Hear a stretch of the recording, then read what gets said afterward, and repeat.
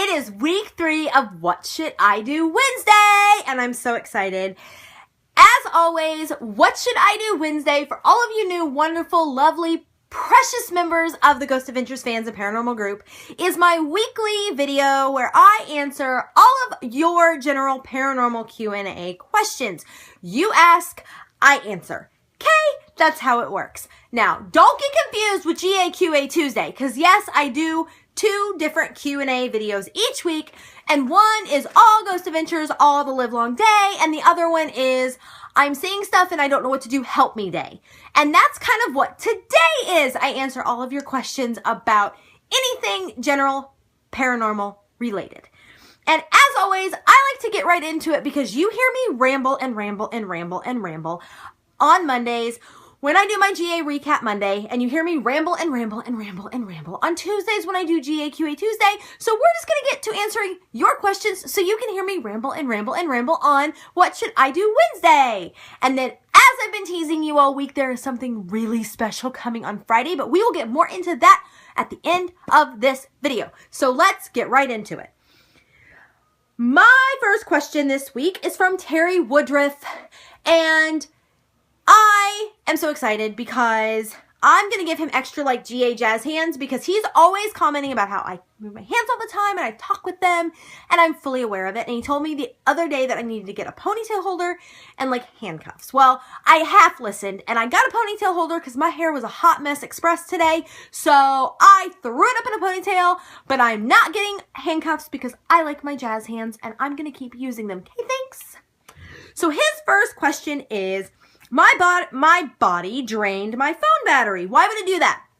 When he asked me this question, I was trucking my happy tail home from Arkansas on Sunday, and I had no clue. Like, I thought there was like a million bajillion reasons why his phone battery could drain. However, I did my research, and while there was a lot of factors that I don't know played into it, I know he was at work. I don't know where he works or what he was doing, but I know that he said it was in his pocket, and it just drained. So that's kind of odd, to say the least. It's paranormal. And so I did a lot of research, and everything that I found that came back, it all came back and circled around, which was, it could have been a piece of equipment within his environment. It could have been a piece of machinery that uses kind of like electricity or something like that. It could have been tethered to a Wi-Fi or a Bluetooth that used his battery.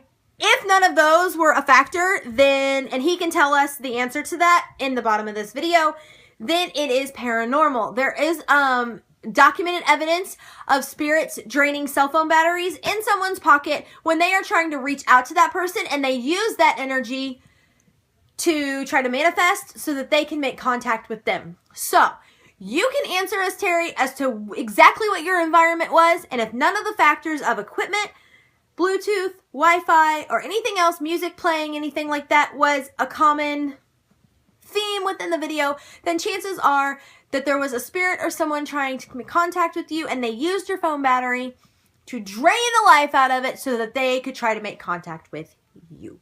And so I'm really excited to hear the answers to that, and I really want to know what exactly was playing into that other than what he told me, and so we will leave it up to him to answer that. But we all know that if it wasn't any outside, like, normal environmental factor, then chances are the boy was trying to be touched by a ghost.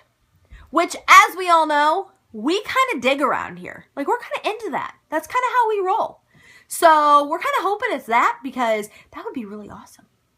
Aside from the fact that he had a dead cell phone. And that's hashtag sad day. So thank you for your question. We look forward to hearing your answer and figuring out whether or not it was work related or if it was ghost related, and we all know which side of the fence we be leaning on. Our next question is from Walter Roswell, and Walter and Terry are kind of like my 5-degree stalkers, and I love that because they give me really freaking awesome questions every week without fail, and I love it. And so you all have full permission to continue to be my like 5-degree stalkers because you guys give me great questions, so you have earned your gold star. And yes, if you want a badge, I will make them and I will mail them to you that says Rachel's Level 5 Stalker, and you can wear them and be proud. Okay, thanks. But his question was, if someone wanted to go ghost hunting, what equipment would they need, assuming they don't have GAC funding or the lovely, wonderful, fantastically amazing Bill Chappell, and where do they get their equipment? So my best advice for getting equipment is, first of all, do your research. It doesn't take a lot, actually, but with new technology, growing technology, your smartphone, your phones, amazingly enough, can have EMF detectors. You can get digital recorders. You can get a really good camera. My iPhone 6 films in 60 frames per second, which is pretty good for a phone. So if I want to make like a quick video on the fly, like I do these, I can do that, which is great. But if you don't want to use your smartphone, if you want to use something a little more advanced and a little more fun, literally go get like a Sony digital recorder and a really good camcorder or a still camera that does video, and go wherever you're going, do an EVP, see if you can get any equipment. Of course, you can buy on the internet. If you want to drop the money, you can go and buy an SB7 Spirit Box. You can go and buy high-tech, like Mel meters. You can go and buy the, SLS camera. You can go get all of that. But it's not always practical, and it's not always, like you said, GAC funding. We don't have the billions of dollars that the Travel Channel gives Ghost Adventures crew and Zach's paycheck and bank account to give all of us this wonderful equipment. So my best advice would be to just go get yourself a digital recorder, go get yourself a good camcorder, and go have fun and be careful, because what you're doing always comes with maybe a price or can be dangerous. And if you don't want to do that, use your phone. Like with new technology, with iPhones, you can pretty much do anything. So just be careful, be wise, and I will put a couple of links in the drop down below of a couple of good places that you can get some really cool equipment for your phone, where you can get some really cool equipment just to have, and you guys can do what you want to with it and either hide under the bed like I do, or go out and get your equipment and get started investigating local places around your area.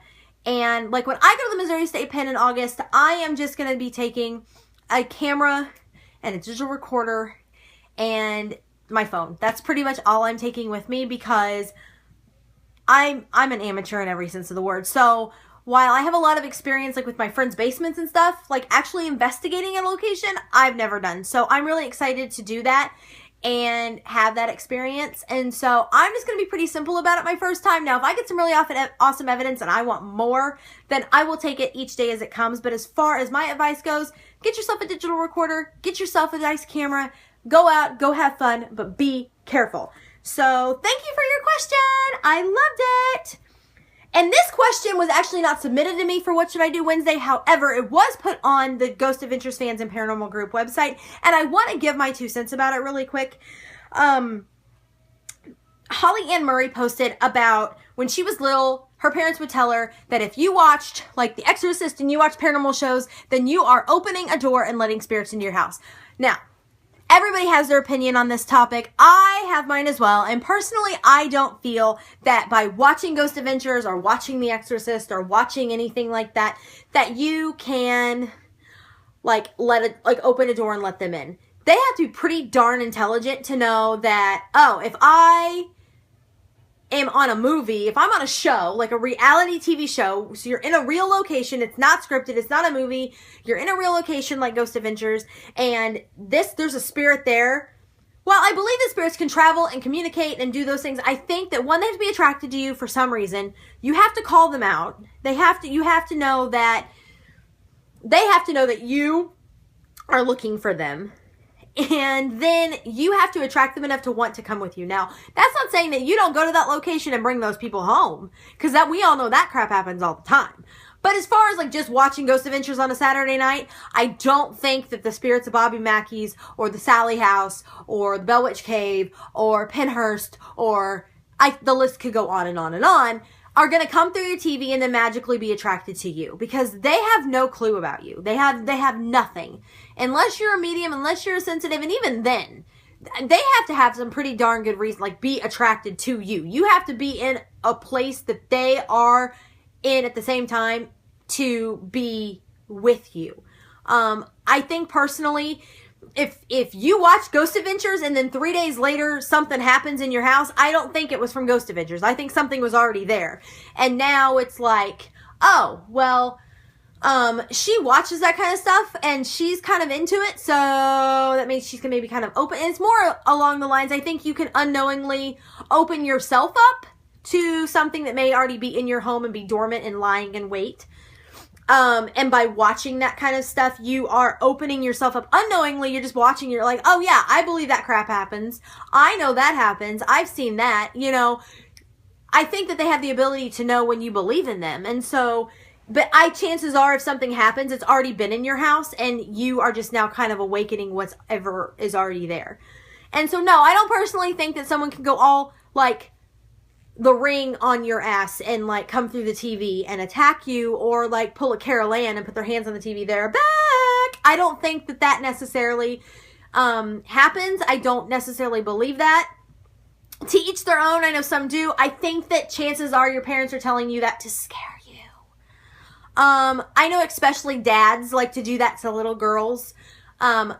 This girl's a prime example of that. I watched horror movies from a very young age. Poltergeist, Night of the Invasion of the Body Snatchers, Friday the 13th, Halloween. I watched all that crap, and it was my dad's goal in life to make me pee my pants, and he did on more than one occasion. Not gonna lie, I failed at life as a 5-year-old on more than one occasion. But again, he told me that to scare me, to make sure that I didn't sleep that night and that I kept him up all night. He didn't think about that when he was doing that. He didn't know how it was gonna bite him in the butt when I couldn't sleep because he scared the living bejesus out of me. Not saying that some people don't believe in that, and that's okay, but personally, I don't think that can happen. It's a really good question, and it's like sparked a lot of conversation, and maybe after I do my video and put my 2 cents in, it can spark even more, but that's really all the questions I got this week. So, as always, I'm going to be back next week for episode 4 of What Should I Do Wednesday, and I will be back on Tuesday for GAQA Tuesday. I will not be bringing you a recap on Monday because there's no Ghost Adventures to recap. However, I've been talking about this Friday thing for a week now, and I'm going to still continue to talk about Friday because it's not Friday yet, so I'm not going to let you in on mine and Walter's little secret. Walter is the only one who knows about Friday because Walter came to me about Friday. And so I have a wonderful surprise for you guys on Friday. I'm not going to go into a lot of details. I've been working really hard on my little teaser video. All I can tell you is there will be a video on Friday explaining what's going to start happening next Friday. And I can't wait to do that because I just realized that what I'm going to be debuting on Fridays is happening on Friday the 13th, which for all paranormal geeks is like one of the greatest days in the entire world. So the actual full length of what's going to be happening is going to happen Friday the 13th, but Friday I believe it's like 7th-ish, I think it's like the 7th, is a little teaser of what is to come, and I cannot wait to continue. All I can tell you is that they are going to be weekly. It's going to be fun. It's going to be awesome. I've got some things worked up my sleeve to bring in some really cool stuff and change it up a little bit. I'm going to get some new equipment. I'm going to be getting a new camera, and so with that is going to be like a new change of scenery and a new, I don't know why I just tried to put that pin behind my ear like my grandma. I have no idea. I'm going to be doing a change of scenery. You may see more of me other than like this piece right here, and so I've got a lot of good things coming, but they're all coming for you guys because I don't want to do it for anybody else other than you wonderful people, because you share my videos, you like my videos, you subscribe to my videos, and you give me such wonderful feedback that I love devoting myself to you guys. And anyone else who happens to see these videos, thank you for watching, and I can't wait to continue to bring them to you. So have a wonderful rest of your week. I will see you on Friday for my wonderful little surprise, and I will be back Tuesday for GAQA Tuesday, and I can't wait. So have a wonderful rest of your week. I will see you guys Friday.